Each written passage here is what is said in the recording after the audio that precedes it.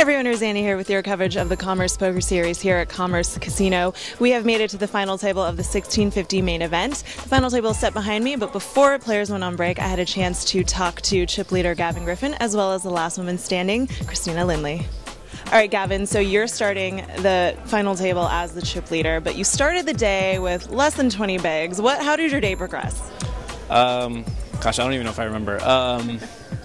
You didn't just get aces and kings and I right won into some kings? pots, and then I won some more pots. I didn't really play any significant hands until we got in the money, or actually right on the bubble. I limped in the small blind with ace king of spades. The big blind jammed, and my hand held up.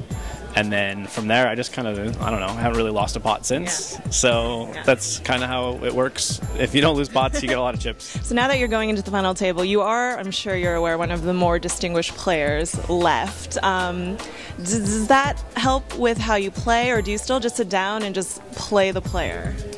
I mean, there is some advantage to that.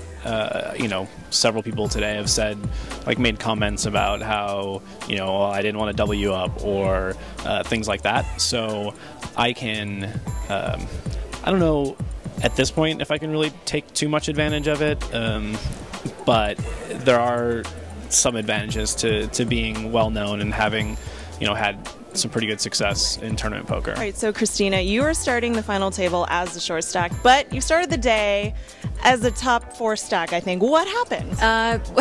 Congratulations on making, by the way. Thanks. Well, I kind of had a rough day. Towards the end, I got in a really big pot against a guy, open ace 2 of diamonds. The flop came 10, 4, 3, 2 diamonds, so obviously I'm never folding, and he turned a set, so got stuck with 5 big blinds and then grinded it back up to 15. So, holding on. Happy to still be here. Yeah, happy to still be in as the last woman standing, and you were for quite a while.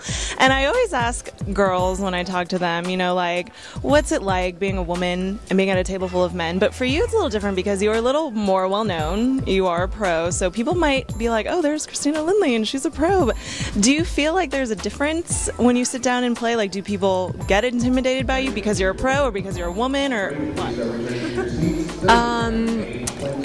I think I get a mixed reaction. There's a lot of people who don't know pros that are just recreational players, and to them, I think they expect me to be very tight. People who have played with me know me, and they know I'm not tight. So it's. You mean you don't always have aces? Right. Exactly. Yeah. It's a mixed reaction, but it's fun adjusting according to what they view me as. Really, First place for this event is over $121,000. For all the coverage of this event, just head on over to lapcnews.com.